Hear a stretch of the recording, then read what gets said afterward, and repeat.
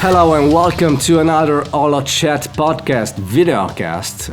We have Vaughn George from Britain and Sean Tallman from LA, USA, here on the line, and we'll be talking about the potential conflicts and misunderstanding that could happen when a technical guy like Sean starts communicating with an artist like Vaughn.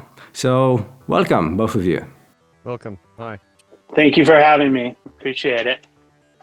Let's just start with a brief introduction. Vaughn, so can you maybe explain a little bit who you are, what you do? Hi. Thank you, Rok. Yes, my name's Vaughn George. I'm from London, UK. I run the Vaughn George YouTube channel, which I'm sure Rok will post a link in the description below. Sure. On that channel, I review artists, a lot of Depeche Mode. I'm a huge Depeche Mode fan, mainly electronic artists and stuff. I'm also an artist development coach, so I help develop artists, from where they are to where they want to be, because that's a very challenging thing, because nobody knows, how to crack the industry these days. So that is what I do. And I'm also an artist as well. I release music under my label, which is Agro Monkey Records, and I go by the name of Vorti. And I've got quite a few releases out at the moment, and that's the brief version of everything. Thank you, Vaughn. Fantastic. Sean, what's your story? Hi, I'm Sean. I'm a Los Angeles-based engineer, mixer, and reluctant producer. I've been in the music business for 24 years. I started mainly out of Los Angeles, but I've worked overseas. I've worked in Nashville. That's about it. I just mix records every day. That's what I do.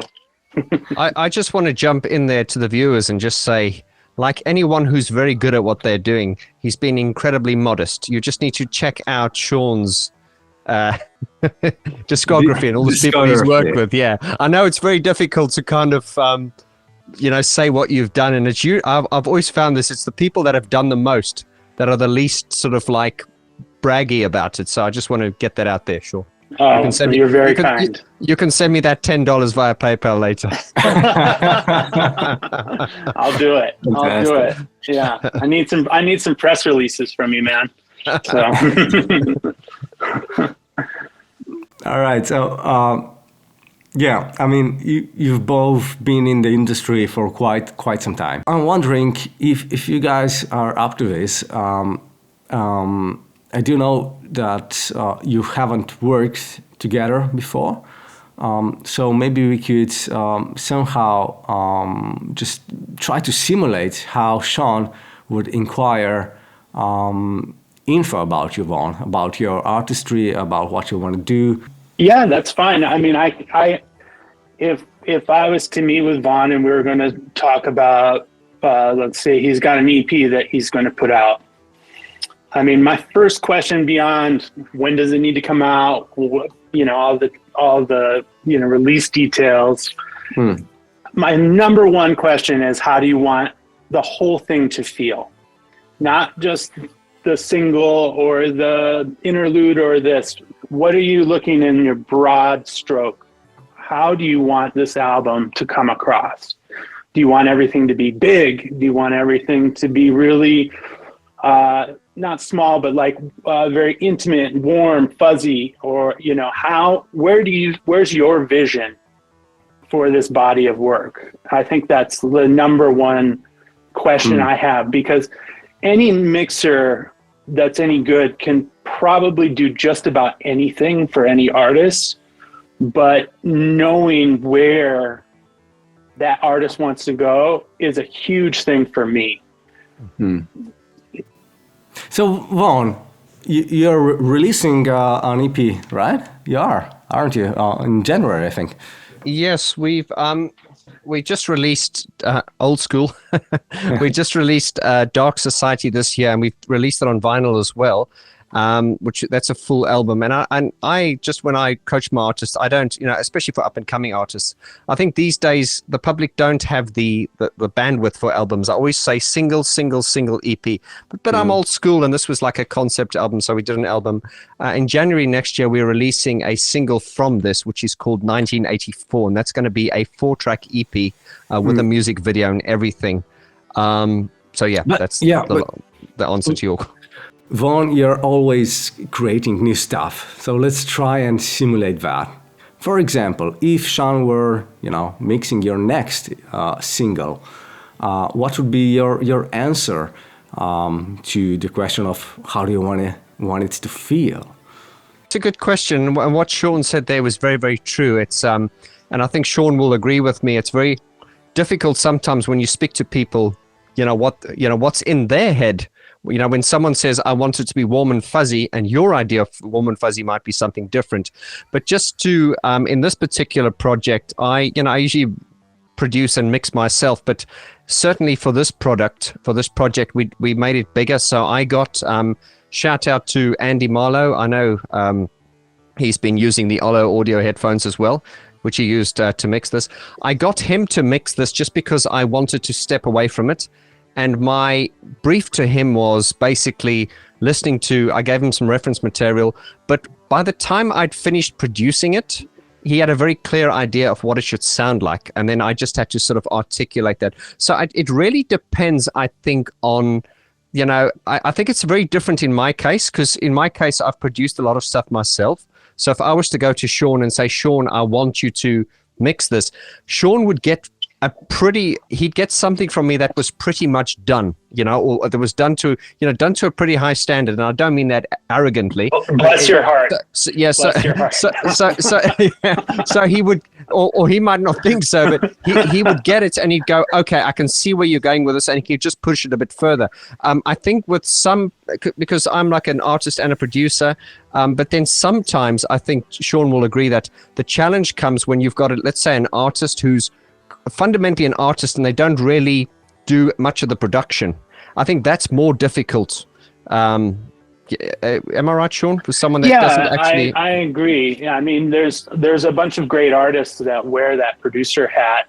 Yeah. And you're correct. A lot of times my clients that are in a similar situation as you, they come to me and they need their record to be 15% better than what they give it to me. So it isn't necessarily a lot of the creative decisions are made. Yes. And then what I'm doing is making sure that it translates. A lot of the mixing happens to be about translating, between, different streaming platforms, making sure that everything is sounding good everywhere we go. Sounds great in the car, the studio, the AirPods, So yeah, I think there are those clients that I have that really have the vision already mapped out for me. And then I also have, on the other flip side of that, I have clients that come to me with some files and then they just go, there you go.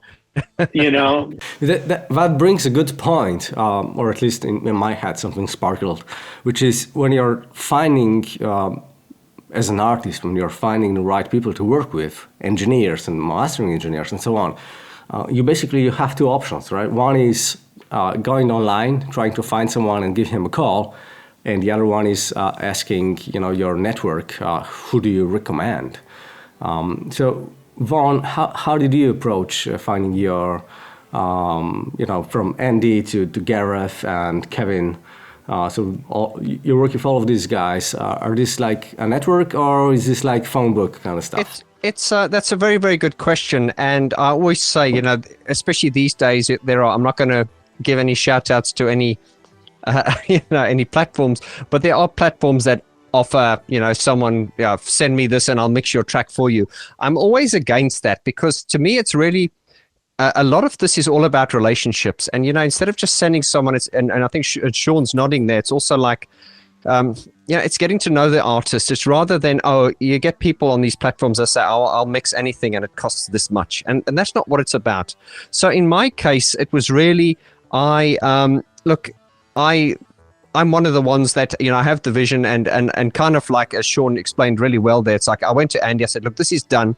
Can you just take that extra 15%? Because it's that 15% or even that extra 5% that drives you crazy. It's those last differences that make. And of course, Andy did more than that. He also did guitar and stuff as well. But certainly in the case of, moving a project forward, you've got to you've got to work with someone who understands your sound. So just how I met Andy was, I'll give you a quick, he was basically, he's an interesting guy as well. He's worked with Mark Almond and stuff like that and Brian Adams, and he's one of these people, he doesn't names drop. You kind of find it out later, but like you, Sean, he doesn't, names drop. He gives the brief introduction. And I met him years ago just for vocal recordings. I used to go to his studio in Brixton just to lay down vocals. And then long story short, when we came to this is a very dense body of work. It's very electronic, but it's also got a lot of rock elements. And I did toy with some ideas, and some guys were just not quite getting it because they would push it into an electronic direction. Some guys pushed it too much in an electronic. And because this is kind of in a strange ballpark, I needed someone who could understand that. So when I heard Andy's mixing, he plays in a band called Sons of the Tundra, and he mixed their record. And that's a very rock record. I mean, it's very different to this. Something in the detail and the rawness of that. And he really got this. So when the moment I gave him the stuff, it would come back. He didn't excuse the expression. He didn't piss all over it. He didn't abuse it. It came back, and it was the same record. It just sounded better. And then, of course, the reason I got Kevin Paul to do the mastering was Kevin Paul used to be the mix engineer for Mute Records, and he did all the 5.1 mixing for Depeche Mode's surround sound versions. So it just seemed like the logical decision. So, and it's worked very well. And these guys will be involved in this next EP as well. Fantastic. So there is this kind of like, it's not so, it's not just platonic, I guess. There are emotions. There are, just like Sean said, how do you want it to feel? It's not necessarily just how you want the record to feel or the final mix to feel. It's also how your relationship is gonna feel, right? It is basically a relationship with your mixing engineers, right? And all the other technical people. You need to kind of get along. So that part is maybe neglected sometimes. But I think that's like over here at OLLO, right? It's a very small team, but we have to work very closely, and the level of trust that is involved is just beyond. And that is what creates the environment where everyone can really achieve their maximum potential. And I think when it comes to mixing and artistry, when this kind of goes together as hand in hand, it needs an environment where everybody kind of feels safe, and it needs a relationship that is safe in a way. I don't know, just my two cents, I guess.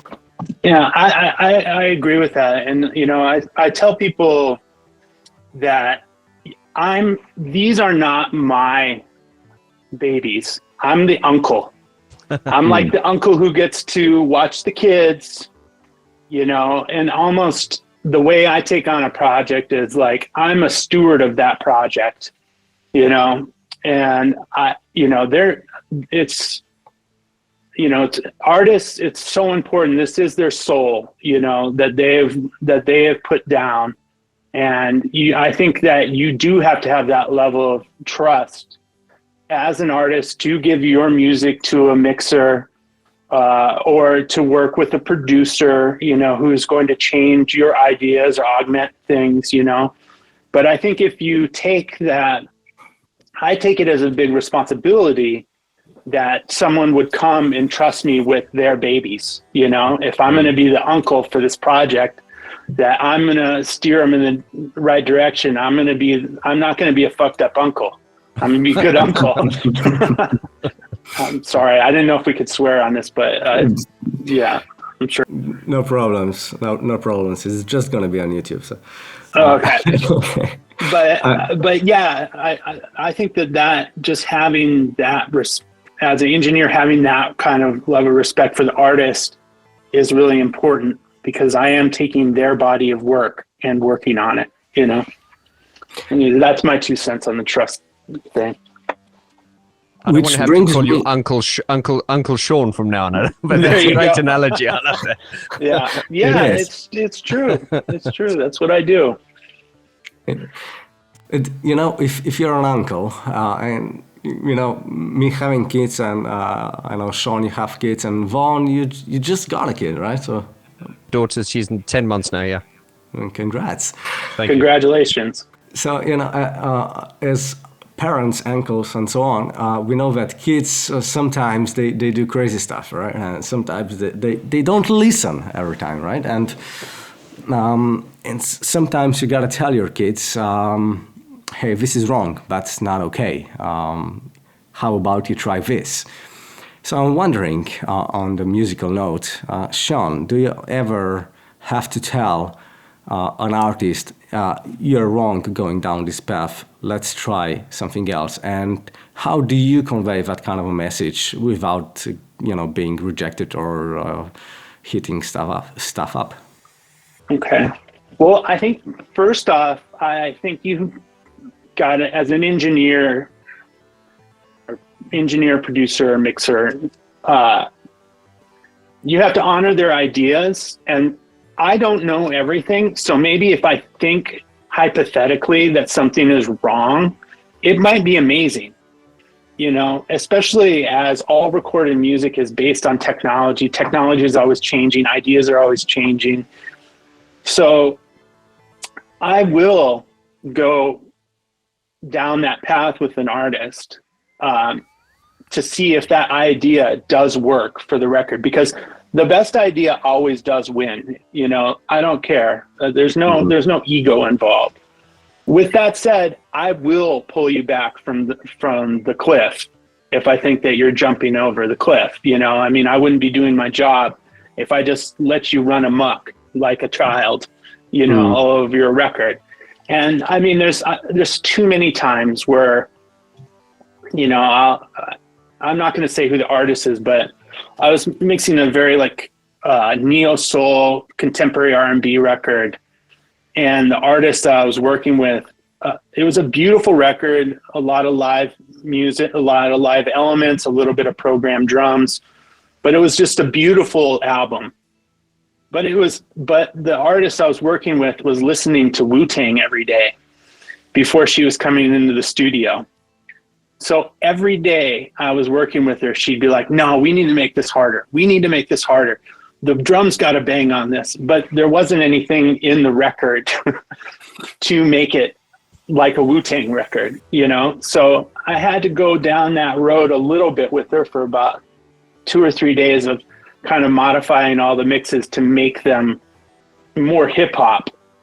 But in the end, I just sat with her and said, hey, I want you to listen to what we just did over the last 2 days with all the modified mixes. And I want to listen to the mixes that we initially had. And I want you to give me your opinion.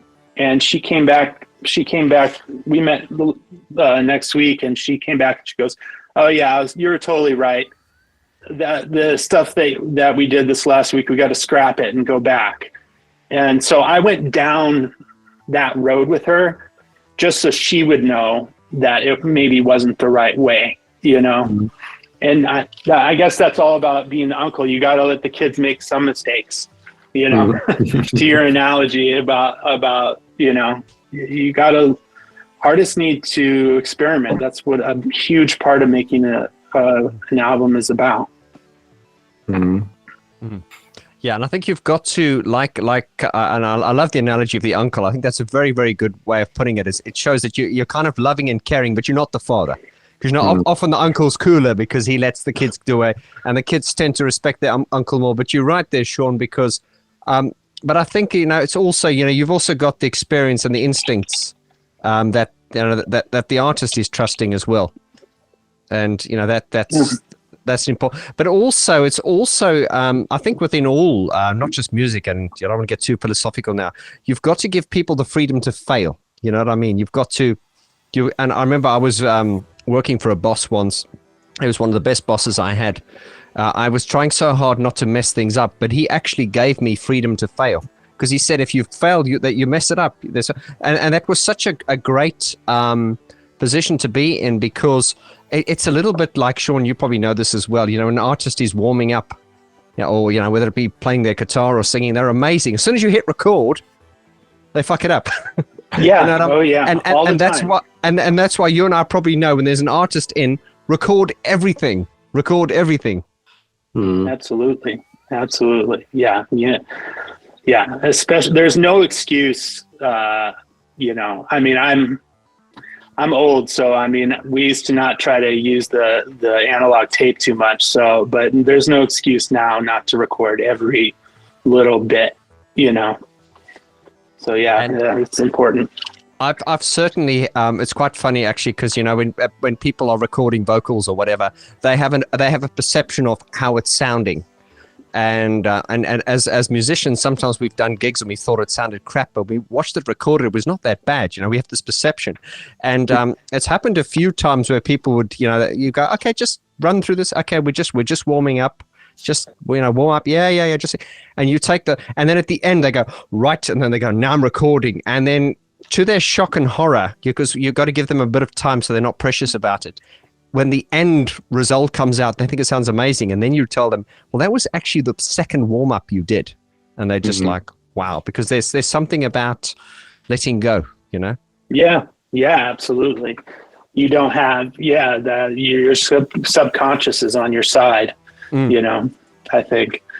And I think project studios and artists having the ability to record themselves as well, I think that has been helpful for unleashing creativity. Obviously, yeah, it's amazing to go into a beautiful studio and lay down tracks in a gorgeous room where everything sounds amazing, but there is also, I think there's something amazing about the records that I get to mix that some guy made in his bedroom too. They feel a little bit different.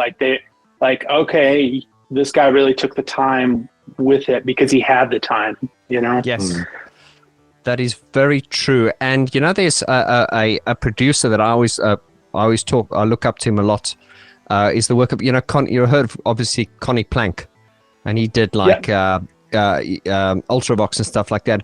And apparently just on sort of like hearsay and word around, he did some great records, but it turns out that if you talk to people that worked with him, he wasn't apparently that technical. He was more about vibe. And I come back to our friend Gareth Jones, who's done Depeche Mode and everything, and he did a remix for this on this as well. And the funny thing is, Rok, I said to you last time, whenever you're in a room with Gareth, who is, is arguably one of the most influential electronic, producers ever. But when you're in a room with him, there's no, you try and pick his brain, but there's no conversations about, this is how a compressor works. None of that stuff. It's all just about feeling and vibe and all that kind of stuff. And just sort of jumping on what Sean said there, it's absolutely right. Because, if you were to hire like a big studio or like Abbey Road here, which, you get Studio 2 or Studio 1, which costs a few £1,000s an hour. Sometimes there's the idea of, okay, we're in Abbey Road, and sometimes that vibe, can, I don't want to sound like I'm bullshitting now, vibe, but sometimes that can work. But other times it can be a hindrance, because in the back of your mind it's costing you a lot of money. So you're going to be pushing to get the performance. Whereas in the example Sean used, you can hear someone's at home, he's relaxed. It's not working. He can come back tomorrow. He can spend as much time, and therefore he can deliver a much better performance, Yeah, I agree. Yeah, I totally agree. I mean, I think the big studio environment is great, like to rent Abbey Road if you're trying to record a quartet, and everything's charted, and you hire amazing players and you bring them in and they cut 5 songs in an hour and it's perfect. And then everybody, has lunch and says goodbye. I think, a big studio is great for that. But I think for getting the impetus, those first ideas down, I've just seen it in the big studio. I've seen the pressure of the big studio get in the way of creativity, for people writing songs. Some people, that's not everybody, but I've definitely seen it before. Some people. If I may, we're talking about artists and engineers, which is great, but I've been in a band for quite a long time, and a band is like 4 individuals that kind of work together, right? But 4 individuals also means 4 different ideas, 4 different takes of stuff, 4 different opinions. So I'm wondering, and Sean is already smiling a little bit there, working with a band can be kind of different and challenging, I guess, when it comes to communicating the artistry and the feel and the vibes, because we are kind of like, everybody's different, right? So do you have like a story to share, Sean? Is there a difference in working with a band versus working with one artist or a producer or something like that? Of course. I mean, there's the classic. I mean, I don't even know how many times I worked with a band and they come in and the band will come into the room to listen to the mix. Everybody loves it. They're like, "Oh, this is great." And, "Oh man, I'm blown away." And everybody's super happy. And then maybe the band will kind of float out of the room and then the drummer will come in and come up to me and go, "Hey man, everything was really good, but can we turn the drums up a little bit?" And then the bass player will come in and be like, "Man, that was really good, but dude, my parts should be just a little bit up." And then the guitar player and then the vocalist, everybody wants to be up. So I think it is a bit of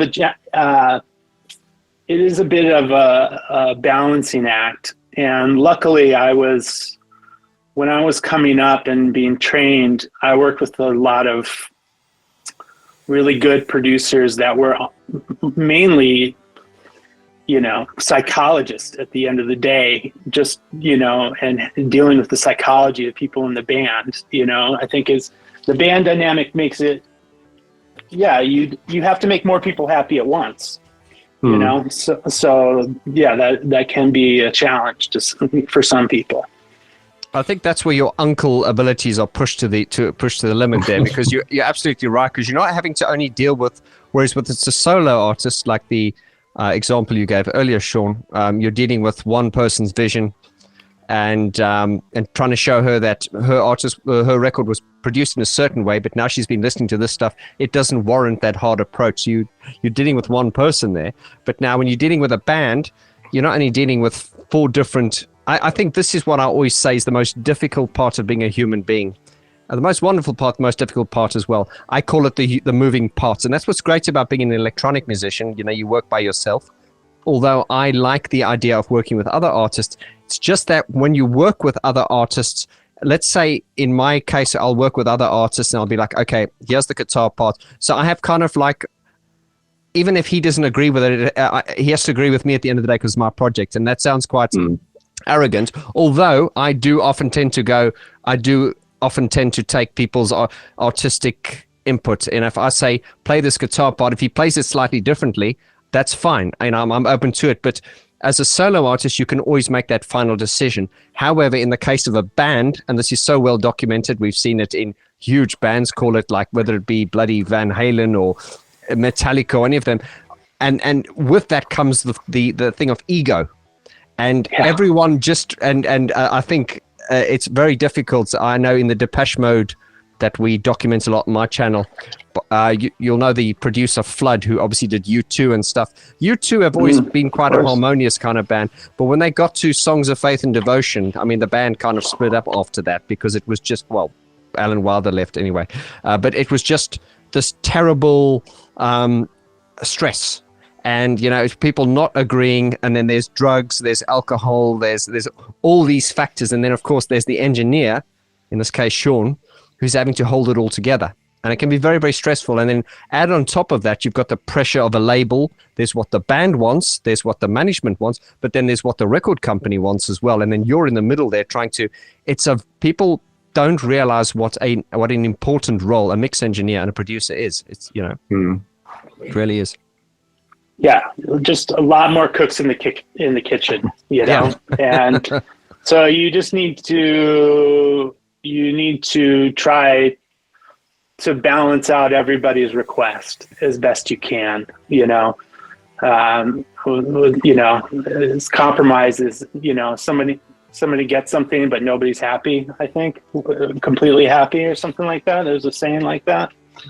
So well, sure. There's an old story in the industry. You know, we come back to mixing consoles and stuff. There's always, apparently, you always assign a fader that's actually got nothing on it, so that when the you know, these days people use the word producer and mix engineer interchangeably. But if we look at like the traditional way of it, you had the band, you had the manager, the producer, the engineer, but then you get, let's say you have like that executive producer type, the guy who's kind of part of the sound, but he's not actually hands-on. He's not the engineer.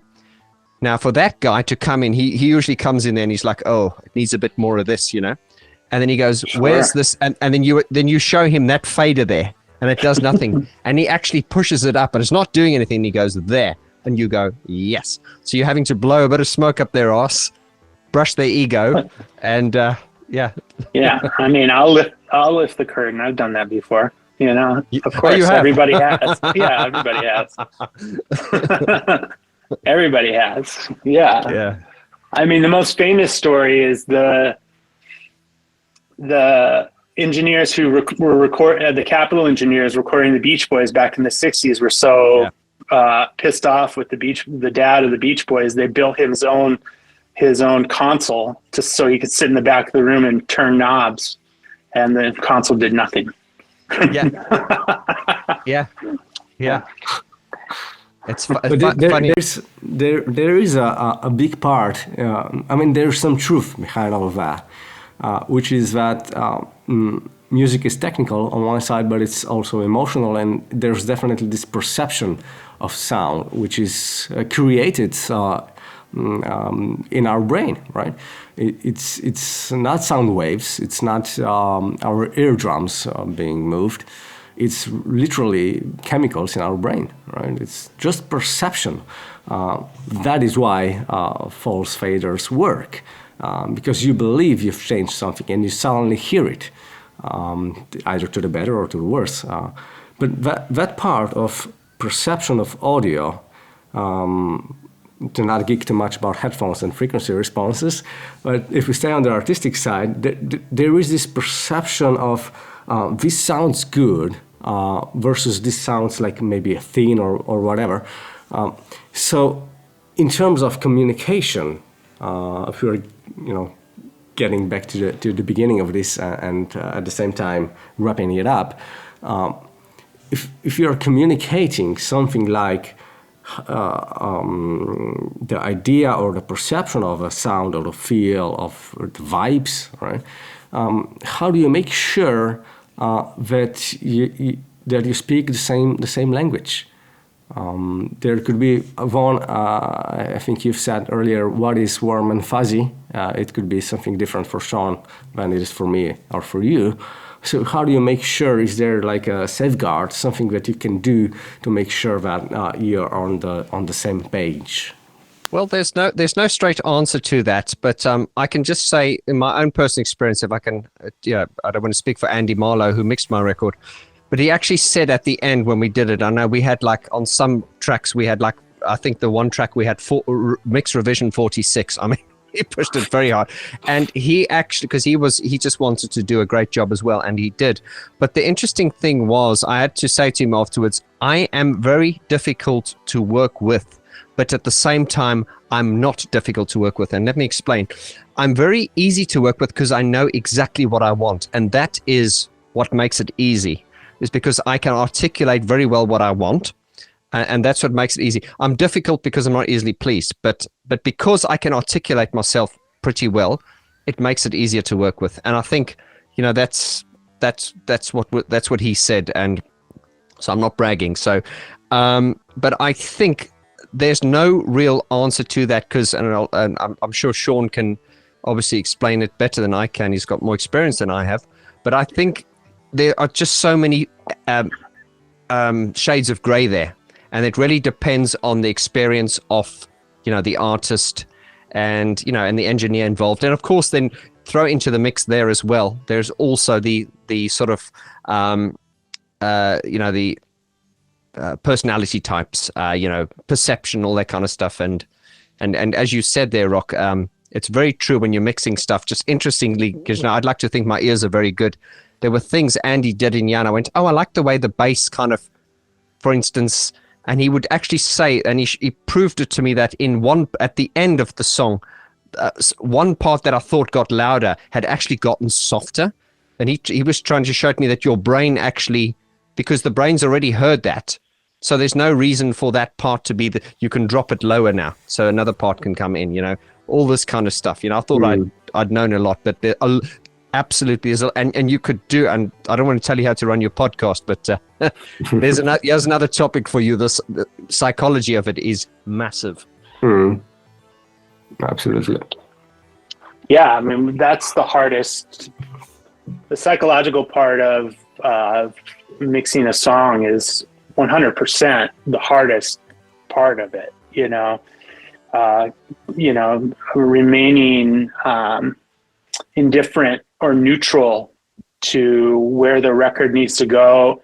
And, if you listen to something 500 times in a day, it's not possible. It's very, very hard to control the psychology behind that record, which is why breaks are so important. I tell everybody, if you're mixing a song and you don't take a break every hour, you're just wasting time. You need to take a break.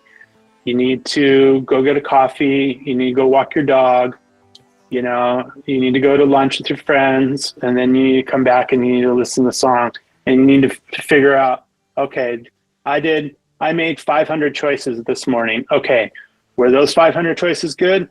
Okay, cool. Maybe 350 were good, and I'm going to change a few of them. And now let's build upon the good choices that I made and finish this song, And I think the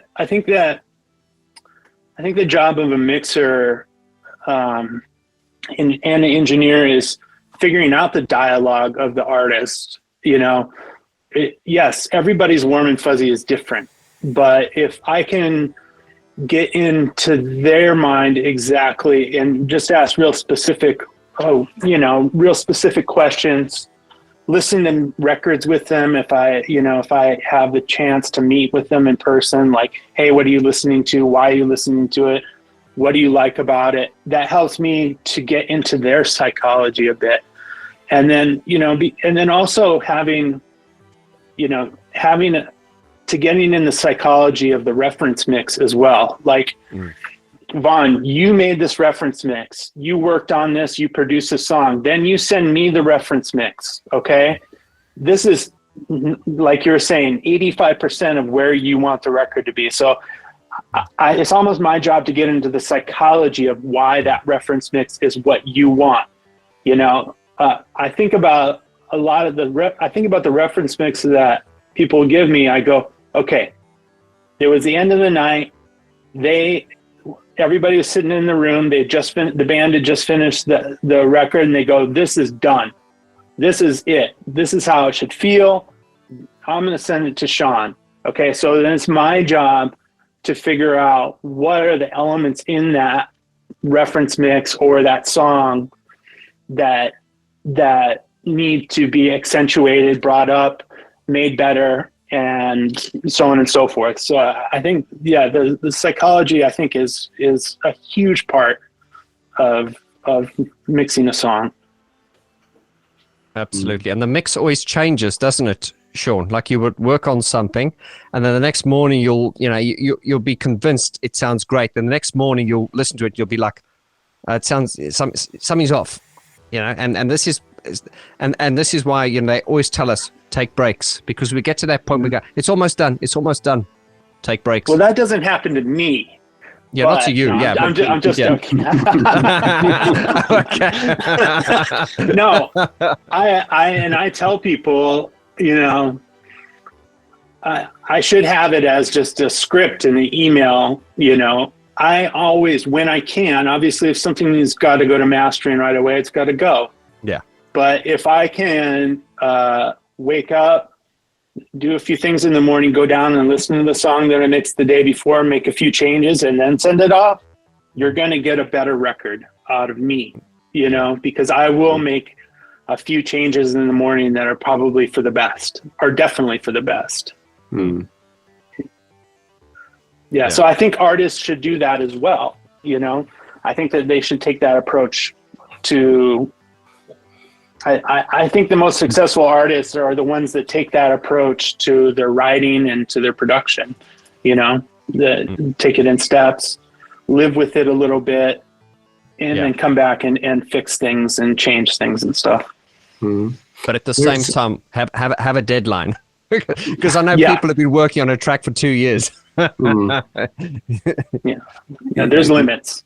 Yeah, there's maybe a final thought. The psychology of music, right? It needs to mature in the artist and in songwriting and in everything. It needs time to really be good. Otherwise, if it's just making a record for the record's sake, you end up with 15 records a year, like, I don't know, Taylor Swift or someone like that, which nothing's wrong, but it's a very different emotionally, or just the spectre of music is very different when it was brewing for 5 or 10 years before it was released versus something that was made yesterday and recorded next week, and in a month it's already on Spotify. Well, this is why a lot of artists don't want to hear. I mean, you probably hear this a lot, Sean. A lot of artists don't want to hear that their record is not as good as their live performances, things like that, or vice versa. And I think where I forget who the band was, but and I think you make a record and you go out and you tour it, and it changes. And then many examples like that. If you listen to if you listen to the way Elton John does Yellow Brick Road now, he does okay, his voice has changed, so he can't do it like he did, but probably a bad example. But there are certain bands, they will play something, and you listen to the record, but you listen to the live version, it sounds amazing. You almost want to go out and play those songs live for a few years and then release the record, because then you know what works. But that's not the right way around. But you can never, because things take time to stew. I guess that's what you're saying. I think that making an album, it can be like catching lightning in a bottle. There is sometimes the planets align and you just you make something great. It doesn't mean that if your second album isn't as good, it doesn't mean you're less talented. It doesn't mean that you're not as good of an artist. It just means that maybe on that first go around there, you had something to say that resonated with people, or maybe your first album sucked and your third album was the one, there's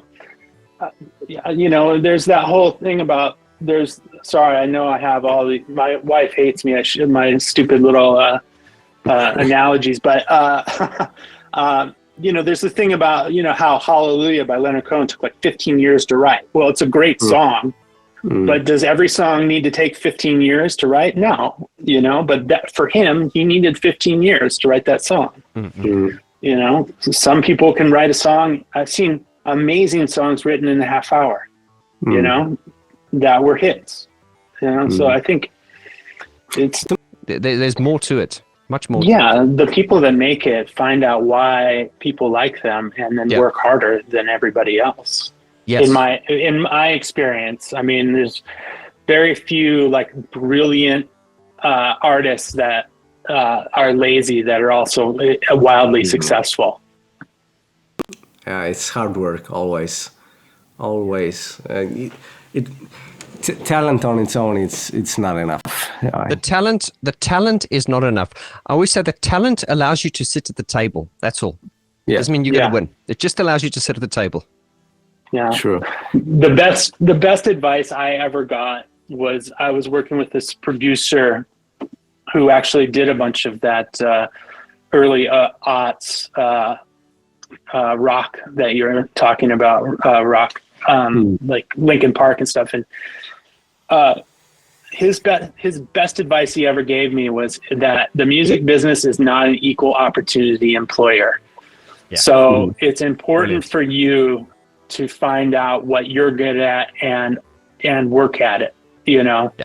And I tell everybody that changed the trajectory of my career when I figured it out, because a lot of people think that they can just get into something and they'll gradually get more or things will work out better. But it's not how music works. The music business works. Pick another career, children. Yeah. All right, guys, we have to wrap this up. I think we are already extending it a little bit too much, so I'll have to cut it a little bit. As always, this podcast, videocast, whatever, is shared, distributed by the Headliner magazine from UK. Vaughn, do you follow Headliner magazine? I know. I will be now. Hello, Headliner. I will be now. Anyway, and they're also getting quite strong in US as well. So, Sean, you can also check them out. So, Headliner Magazine, thank you for distributing this on all the major platforms. Vaughn, Sean, thank you very, very much. I think we could talk like for another 10 hours about all of these things. Yeah, that's basically it. Thank you. Until the next time. Thank you very much, Rok. Great to meet you, Sean. Likewise. Take care, Vaughn. Adios. Take care.